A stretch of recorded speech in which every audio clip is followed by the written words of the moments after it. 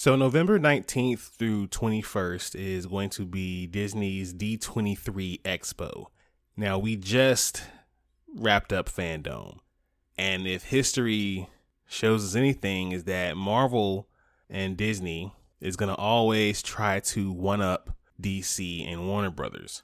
And the only winner is the fans. It was amazing how last year after FanDome, and this was months after, because FanDome last year I think was back in June maybe, and then months went by, and then D23 came out, and it was just so much news that came out, so much. And if they're gonna do the same thing this year, I can't wait, because like I said, the people who win are the fans. We're the winners, and I am definitely looking forward to see what D23 is gonna bring us in November. I'm excited. It's a good time to be a fan.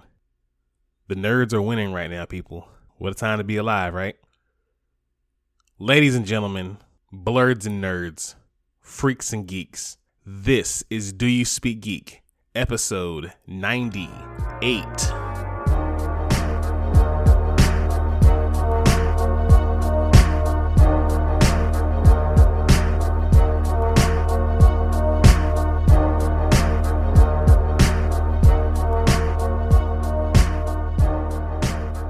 Welcome everyone. This is DYSG. I am your host, Nix, and this is the podcast that brings you all the latest news and reviews from the geek and nerd realm. Shout out to everybody who has been rocking thus far, all of the subscribers, all the listeners. I love y'all. Thank you so much for making DYSG what it is, and for all the new subscribers and listeners, welcome to Do You Speak Geek. You're probably listening on Spreaker. That is the home team. Shout out to Spreaker. But if not, we are on all major podcast outlets. So wherever you get your podcasts, please be sure to subscribe to Do You Speak Geek and let your boy know what you think. DoYouSpeakGeek.com, the central place for everything DYSG. We have the blogs. We have merchandise. We just launched our Blurred Day initiative. So please go to DoYouSpeakGeek.com/Blurred Day. Pick up a tee, pick up a sticker, and let's celebrate Blurred Day this December 7th, people. It's a day for the blurds. Let's celebrate this thing. Let's celebrate our blackness and our nerdiness at the same time. Yes, let's do this. Follow us on social media, Facebook at DYSGFB, Twitter at DYSG_tweets, and Instagram and TikTok at Do You Speak Geek. The YouTube channel is the only place where you can find the Dono and Daddy Show. Please be sure to subscribe, like, Hulk, smash that bell for all notifications, and leave comments. We want to know what you guys think. No secret to what the big story was this week, but we're going to hop into the reviews and then we're going to get into it. So let's do what we do about this time, people. Let's speak geek. Suit up. I want to be the very best. Talk nerdy to me.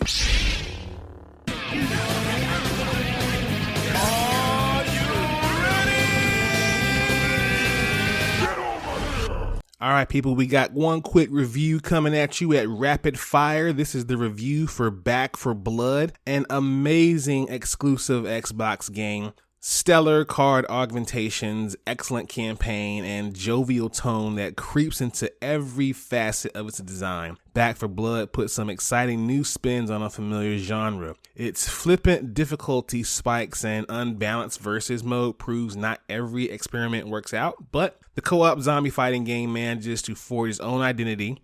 Back 4 Blood confidently marches to the beat of its own tune rather than lifelessly shamble after distant memories. Amazing game. I only wish I was an Xbox guy so I can experience it myself, but maybe there's a friend of mine out there who has that game, who was willing to let me know, slide through and clicky clack clack on some zombies. I don't know. We'll see. All right, guys. DC FanDome 2021. Let's go. DC Comics fans are getting Green Lantern, Super Sons, and more animated films in 2022. DC FanDome revealed Catwoman Hunted would be one of the center of the animated slate for next year, but the rest of the DC universe would not be far behind. Green Lantern, Beware My Power was announced along with Battle of the Super Sons. Younger fans aren't going to be left out of fun with Teen Titans Go and DC Superhero Girls Mayhem into the Multiverse. DC Showcase is going to bring us Constantine, House of Mystery, and will play host to a bunch of animated shorts centered around the titular Hellblazer series.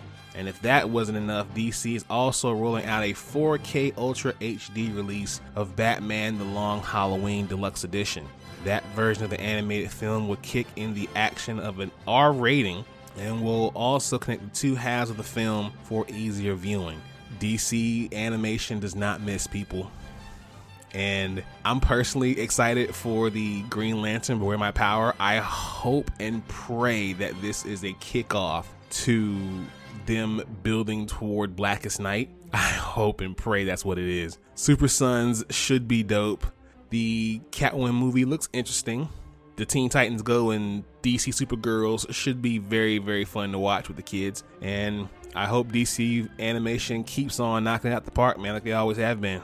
Now, we finally gotten a first look at Dwayne Johnson's The Rock debut in DC Universe through the first look at Black Adam. Shown off at FanDome, the footage begins with a massive explosion and an ominous figure in a black coat.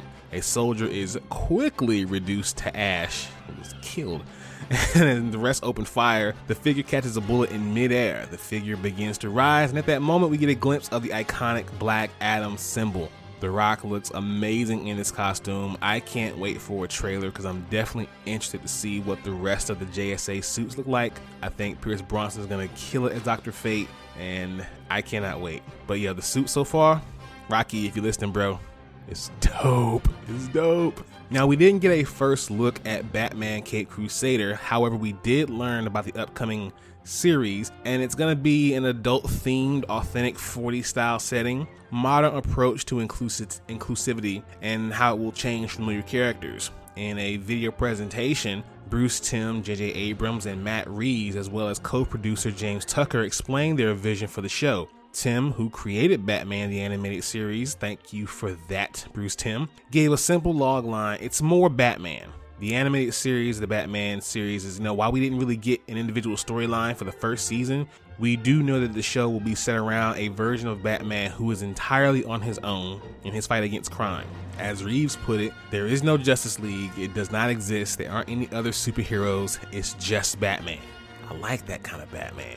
You're watching this lone figure swimming through the cesspool of Gotham. It's Batman all by himself. And to make things more difficult, this is also a version of Batman who hasn't yet poured his wealth into gadgetry. So he's going to be a very low-tech kind of Batman. As he develops as his character, we'll start to see the introduction of those gadgets, and audience can begin to see how he developed the Batmobile to using different prototypes.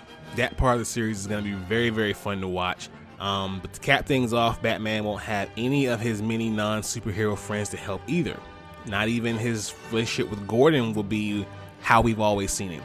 We don't know that Commissioner Gordon's going to be Batman's ally or not. Nothing is assumed. This is going to be dope. I definitely love this gritty, grimy approach that they're going to take to Batman with this series. I can't wait to see what they're going to do, and I hope I have high hopes. But it's Bruce Timm, so I think this is going to pay off. So can't wait for this one. Yo, Milestone Media. That's all I got to say. Milestone Media. They kicked it off something lovely. Static and his fellow Dakotaverse heroes are returning to the small screen for a feature-length animated movie. Come on now, y'all. We're getting a Milestone movie. We're getting a Milestone movie. Hardware Season 1, Brandon Thomas is currently writing the screenplay, which will feature an ensemble cast of Milestone heroes like Static, Hardware, and Icon. No title, no release date, or voice cast has been revealed as of yet. The presentation for Milestone also shed light on the future of the comic book imprint. A new Blood Syndicate series is in the works, hallelujah, for 2022, along with a new wave of Season 2 comics to follow up for the initial Season 1 stories. In general, fans can expect more of an interconnected approach going forward, with the heroes from one series appearing more frequently in others. Dennis Cowan also revealed his cover art for the Milestone Compendium Volume 1, a 1,300-page graphic novel that will collect the first 8 to 12 issues of several classic Milestone titles like Static, Blood Syndicate, Hardware, and Icon.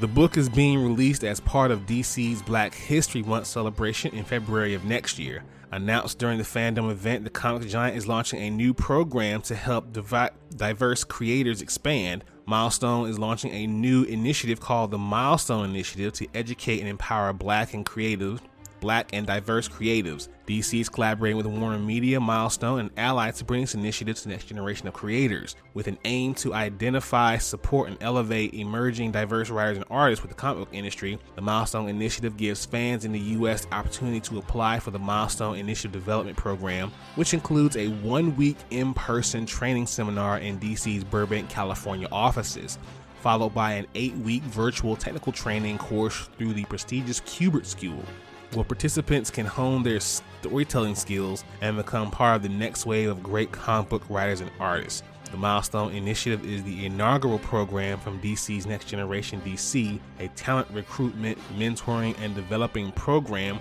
designed to increase access and opportunities for writers, illustrators, and creatives for underrepresented communities across the globe to contribute to DC comic book content, expand representation, and tell authentic stories from some of the most recognizable characters in comics. That is amazing to me. The fact that we have an opportunity now to get our stories out there and maybe even get our ideas to these characters that we love so much. The Milestone Initiative is definitely something that I will be throwing my name in a hat for. So if you see me in them streets and my name on your favorite comic book, just be sure to say, hey, I know that guy. That's Nyx. Gotham Knights has gotten a new story trailer and a behind-the-scenes featurette. Now, unfortunately, after a recent delay in 2022, we didn't get a new release date and not any really new footage. It was originally shown last year at FanDome, but however, the new story trailer shows Nightwing talking to Penguin, who explains that the Bat family, Nightwing, Batgirl, Robin, and Red Hood, don't stand a chance in Gotham being run by the deadly secret society, the Court of Owls.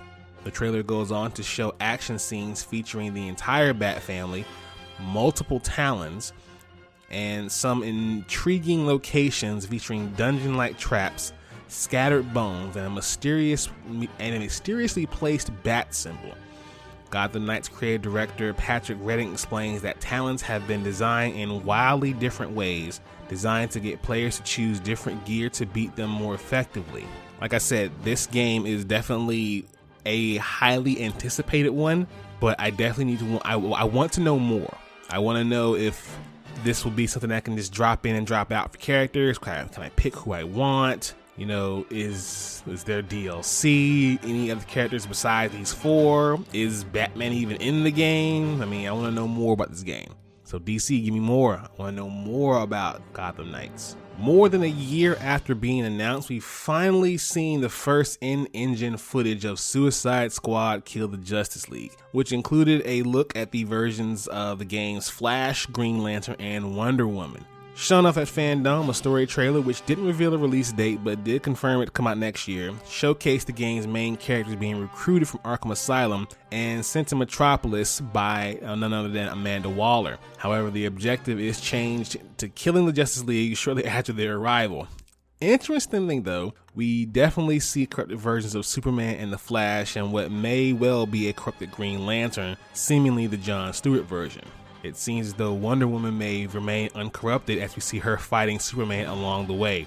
LexCorp also appears to be a big part of the story in some regard, perhaps the source of the issues? Who knows? Also, there appears to be a version of the Batmobile which could hint at an appearance from Rocksteady's conspicuously absent Dark Knight. We do happen to see the Arkham game's Penguin though, who suffers an unfortunate prank that y'all just gotta see. It is hilarious. I can't wait for this game. It should definitely be one to remember. And hopefully there are more characters involved than just the first 4. I mean, don't get me wrong, I love Deadshot, Harley, Boomerang, and King Shark, of course. But if we got more DLCs as far as other characters of Suicide Squad, that would be dope. Young Justice Season 4, Phantoms. It kicked off a little early. We actually have the first 2 episodes available right now on HBO Max. and we're going to be getting a new episode every Thursday from this point going forward. Now, while we definitely didn't get any definitive story details, we saw plenty of hints toward the season's plot lines, with the sidekicks being left to become their own heroes, romances blossoming, and Superboy seemingly going a little over the top with the violence at some point. So it looks like he's gonna ditch the Kent and really go full Luthor at some point in this game. And in this show. Yeah, it's about time.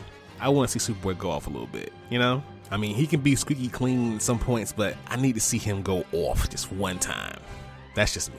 Shazam! Fury of the Gods has revealed its first footage showing off the Shazam family in action and new villains being played by Helen Mirren and Lucy Liu. Dope, right? Behind the scene shots and what seemed to be final footage was shown. We also learned that the movie has now finished shooting and has been billed as more of a spectacle than the first movie. The story will see the Shazam family balancing a normal life while being superheroes before two goddesses, Herasput and Calypso, visit the world and cause trouble. The movie will seemingly delve deeper into Greek lore, while minotaurs, harpies, and dragons making an appearance, while locations include Athens, Philadelphia, the Library of Eternity, and the Realm of the Gods. I definitely can't wait to see this movie. It's going to be very interesting. Shazam, the first movie, didn't make a whole lot of money, but fans absolutely loved the movie, and I really want to see how it's going to tie into Black Adam. The Blue Beetle got an update at FanDome as well when the company revealed the concept art for the live-action movie suit. The art was revealed during a live interview discussion of the FanDome panel, and it's going to have an exclusive HBO Max premiere. The film has cast Zolo Manuranda from Netflix's Cobra Kai, and DC's first Mexican-led superhero movie is going to be hitting HBO Max. The studio also tapped Charm City Kings director Angel Manuel Soto as a director working off of a script of Gareth F. Duncan Alucard. The film will follow Mexican-American teen Jaime Reyes, the third person to don the Blue Beetle title. Yo, Jaime is my dude. I can't wait to see this film. This is gonna be it's gonna be so fire. I just know I'm not even really a really big Blue Beetle fan, but this movie is gonna be fire. I already know, bro. I cannot wait for this one. Warner Brothers and DC also have new story details and a first look at the Batgirl film and suit. The announcement was made during the Batgirl panel at FanDome. In terms of story, writer Christina Hodges from Birds of Prey and Bumblebee describes what we can expect from the story. What's funny about Barbara Gordon and Batgirl is that in this story, she's discovering Batgirl for the first time. So she's getting to explore a duality she's always had in her personality, but it's this whole new side of her personality, a side that's more daring and slightly less normal of her that we just get to have fun with and play with. We definitely are going to see a new suit. She's definitely going to have red hair. And, the Batgirl movie's going to be good. Don't sleep on it. Don't throw it away because of the casting either. Racist. The Monkey Prince has made its big debut in DC's Festival of Heroes, the Asian superhero celebration, and now the character is getting a brand new series. DC's Monkey Prince will get his own 12-issue series starting in February 2022. And to celebrate the announcement, DC has also revealed new covers by Bernard Chang, Stanley Artaman Lau, and Zhao Dao. And they went even further and revealed some awesome new character designs that you can check out online. The new Monkey Prince series will start on the Lunar New Year, which is February 1st. But if you don't want to wait until then to try it out, fans can read a new short story titled Apocalypse in the Heavenly Realm completely free right now on DCUniverse.com. I don't know much myself about the Monkey Prince, but from what I can see and understand, it's definitely an awesome story, and I'm definitely gonna give it a go. I'm gonna definitely read this first issue and tell you guys what I think about it. During the hour-long DC Kids FanDome presentation, the first footage of the League of Super Pets movie was finally revealed, along with confirmation that the full trailer for the film will debut in November. While the Super Pets getting their own feature film and recently announced video game may seem strange, the movie has an absolutely stacked cast providing the voices of characters. Dwayne "The Rock" Johnson is starring in the film as Crypto the Superdog, the canine pal of Superman. Kevin Hart, Johnson's friend and frequent collaborator, will be voicing Batman's four-legged friend Ace the Bat Hound.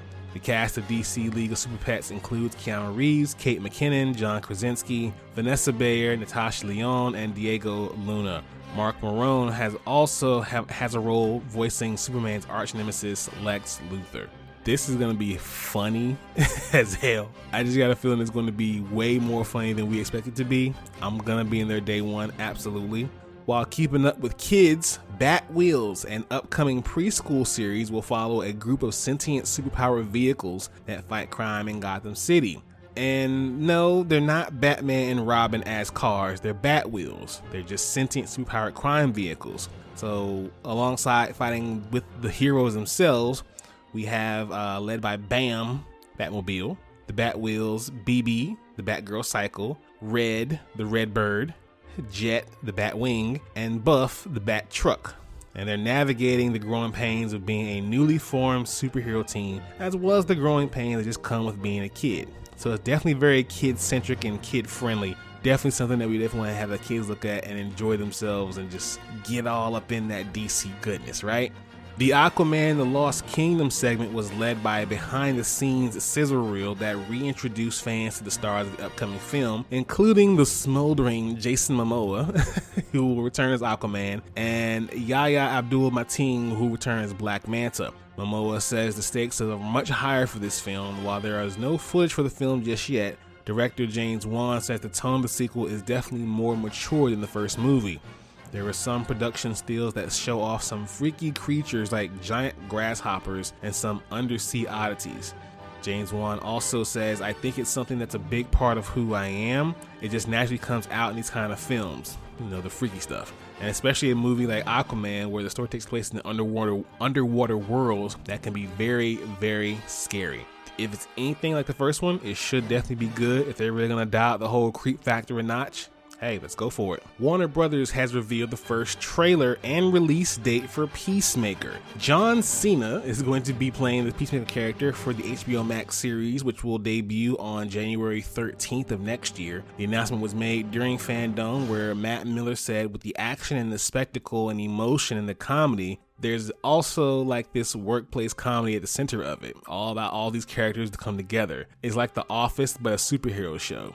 HBO Max described the show as Peacemaker will explore the origins of the character that John Cena first portrayed in James Gunn's 2021 The Suicide Squad, a compellingly vainglorious man who believes in peace at any cost, no matter how many people he has to kill to get it.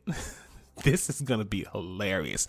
I cannot wait. Yo, I seriously think John Cena missed his calling being a 16-time world champion. He should just went into comedy, because the dude is hilarious in everything that he is in. I cannot wait to see this show. It is going to be a trip and a half. The CW debuted its first teaser trailer for Naomi, the live-action series that is poised to hit the network next year. The footage showcases what audience can expect from Naomi McDuffie, a relatively new but fan-favorite character created by Brian Michael Bendis, David F. Walker, and Jamal Campbell back in 2019.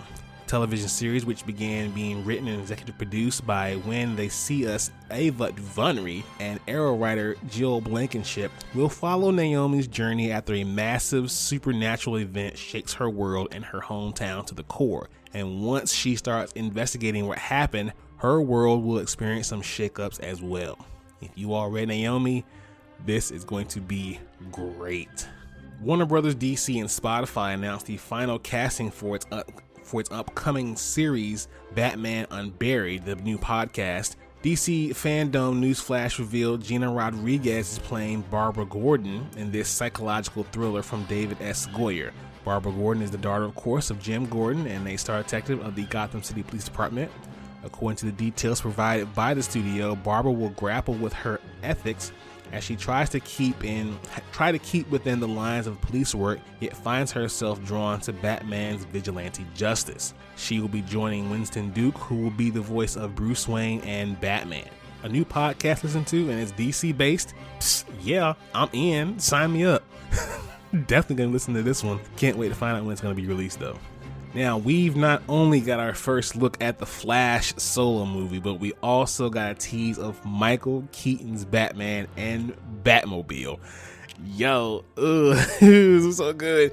Okay, so it was shown at FanDome, right? Flash star Ezra Miller introduced our first look at The Flash, saying the movie will hit theaters next year. In the footage, we saw a few shots of what Wayne Manor looks like. We also saw a look at Keaton's cowl as Batman looked out over the Batcave. The sneak peek then cut to Miller's Barry Allen, who's joined by another Barry Allen, also being played by Miller, and was joined by Sasha Cale's Supergirl.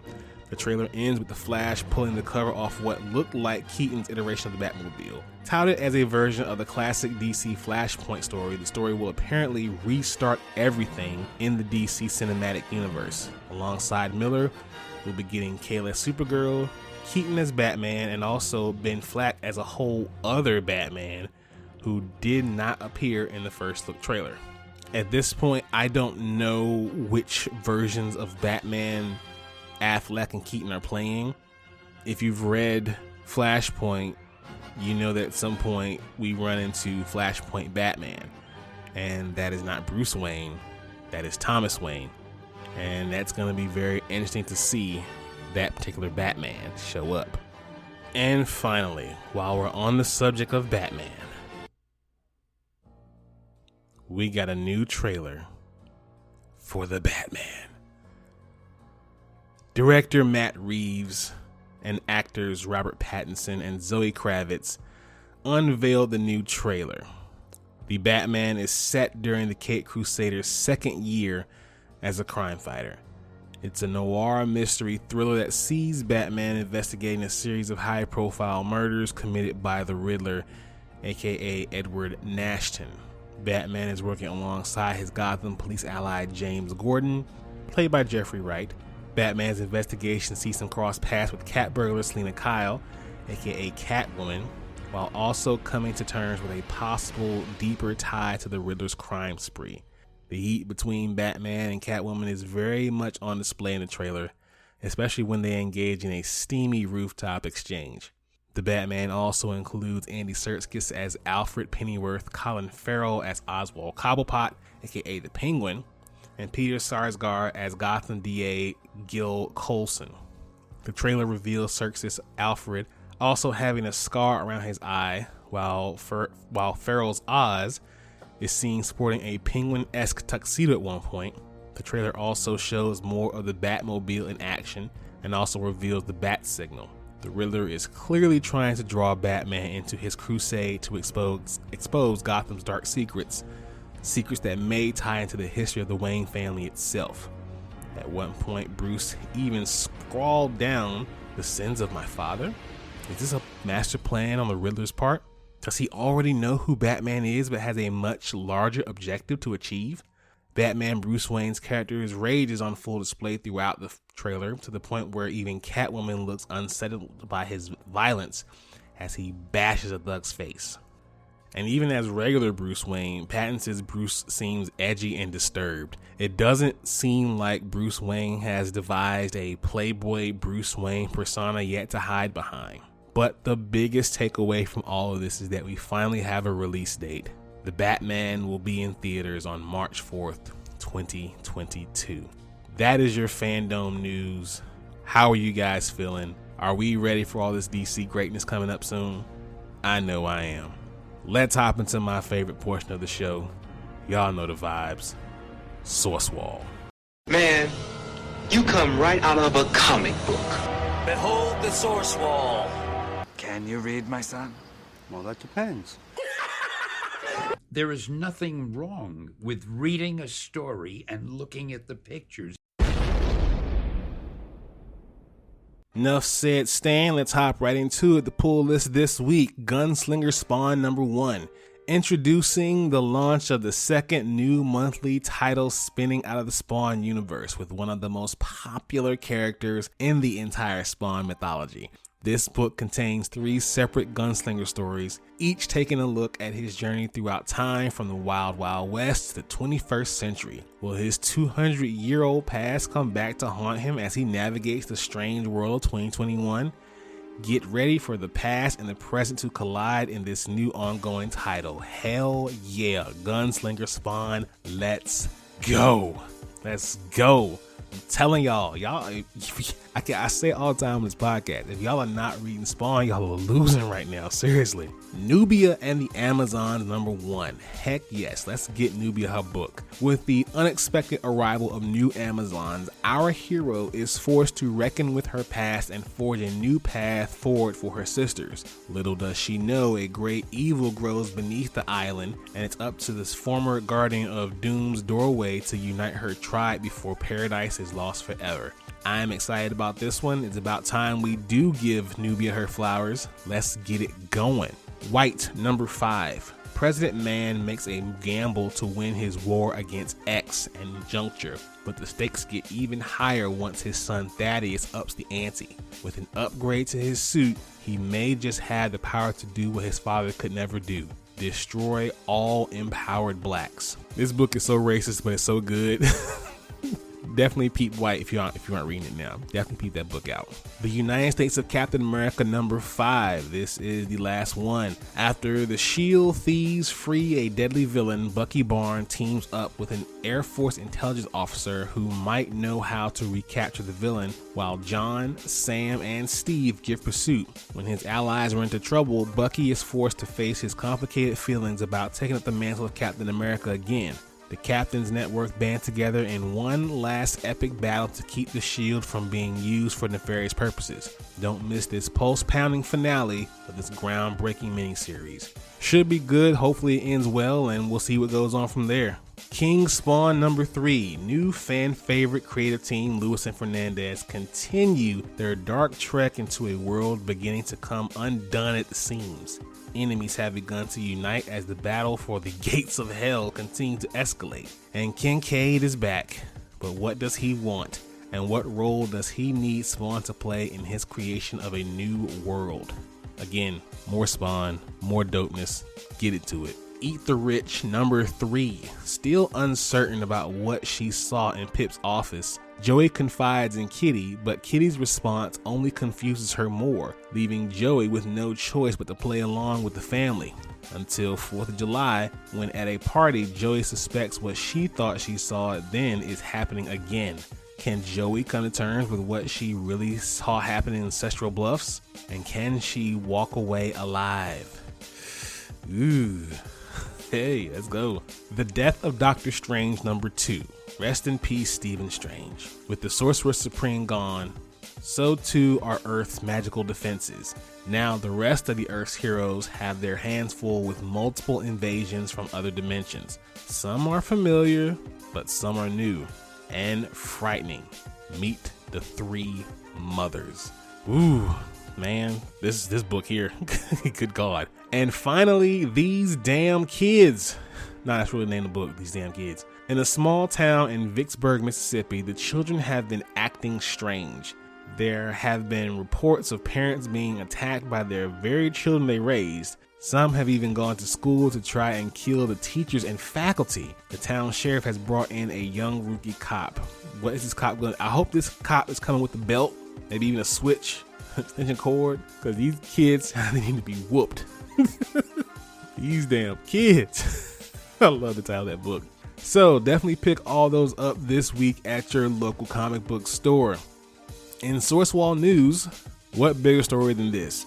DC's new Superman comes out as bisexual. Jonathan Kent, the son of Clark Kent and Lois Lane, and the hero serving as Superman in DC's main publishing line, will come out as bisexual in the upcoming Superman Son of Kal-El #5 from writer Tom Taylor and artist John Timms. This comes on the heels of a similar announcement by Tim Drake, the Robin, who headlined his own solo title for a decade.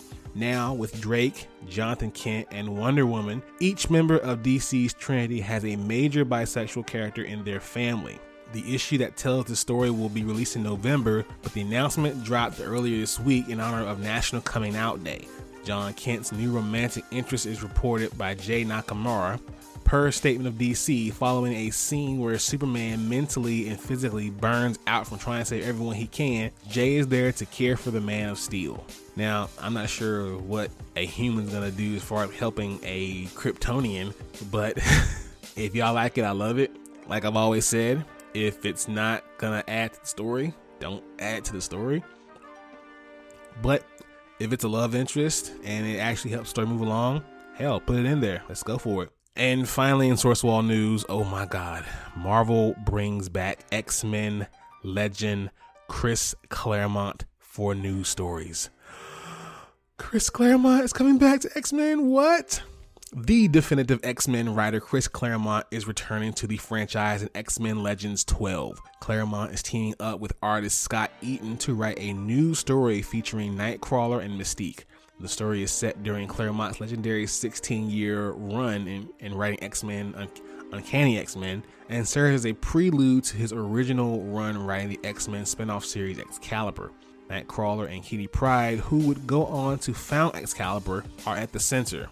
The story also involves Nightcrawler's estranged mother Mystique and Destiny, also at the heart of the new Inferno event. To top it all off, original Excalibur artist and co-creator Alan Davis provides the issue's cover. Y'all, Claremont is back in the building. Let's go. Let's go.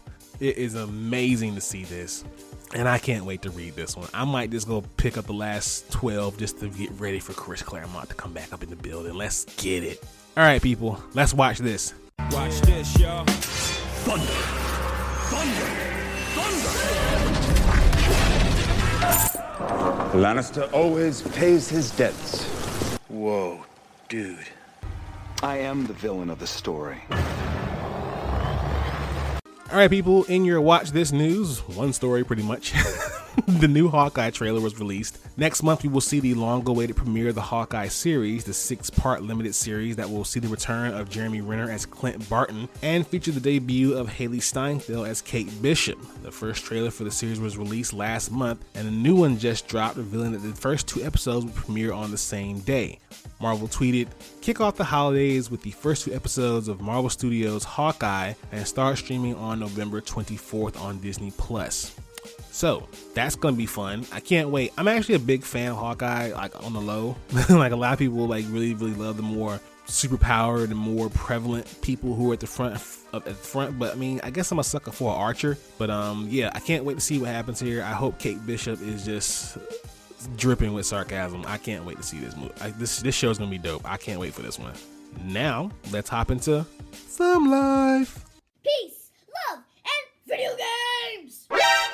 It's on like Donkey Kong.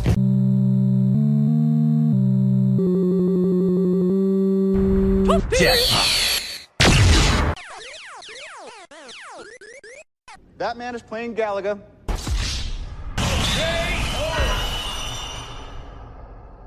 Okay, gamers, Star Wars Jedi Fallen Order 2 might get revealed soon. Now, according to various reports and job listings, Star Wars Jedi Fallen Order 2 is in development and has been since the original was released back in 2019. If this is true, it's likely not very far away from releasing, presumably on PS5, PC, and Xbox Series X, but possibly on PS4 and Xbox One as well. To this end, it could be revealed soon. Word that a new Star Wars game will be released in December sometime between the 14th and 21st is what we're looking at here. What this Star Wars game could be remains to be seen, but given all the aforementioned context, Star Wars Jedi Fallen Order 2 is most likely one of the candidates. Of course, this could also be a small mobile or VR game, which Star Wars license has dabbed in recently. It could also be the rumored new Star Wars game from Quantum Dream, the developer behind Heavy Rain and Detroit Become Human. It could also be the rumored video game adaptation of The Mandalorian, Star Wars Battlefront 3, or a remaster or re-release of an older Star Wars game. It could be all of these things, but Star Wars Fallen Order 2 seems the most likely based on what we got right now. I'm definitely down for a part 2 of this game. Part 1 was amazing. I would love to see the story of Cal told again, or just even more of what Cal's gonna do. You know, maybe he's an integral part of reforming the Jedi Order. Maybe he is gonna run into Luke at some point. He already ran into Vader. Let's get it. I'm with it. And finally, you nerds, let's mark out. So what you gonna do?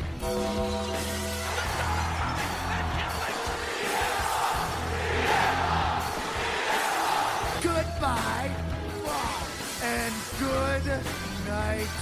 Bang!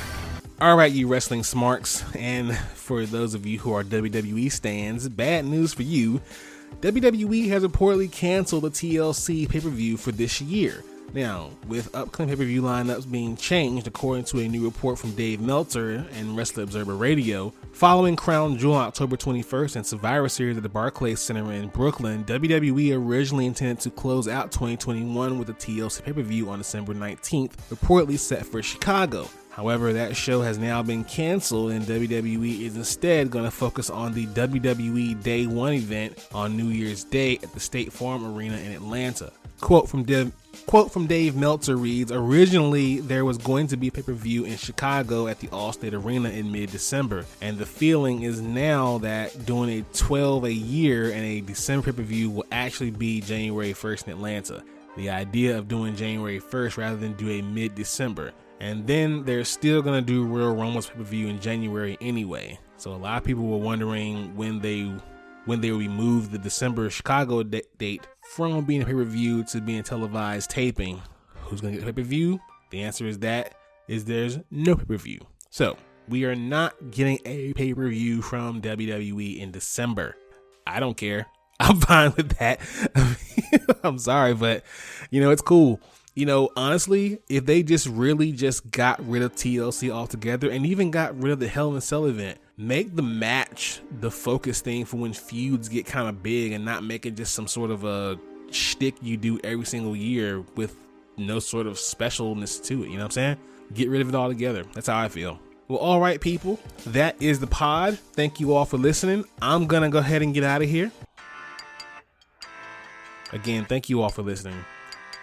Please follow this podcast, like this podcast, subscribe to this podcast. Let your boy know what you think about this podcast. Visit the website, doyouspeakgeek.com. Don't forget to hit that Blurred Day page. Get yourself some merch. Follow us on social media, Facebook, Twitter, and Instagram, and TikTok. Check out our YouTube channel, like and subscribe to the videos there.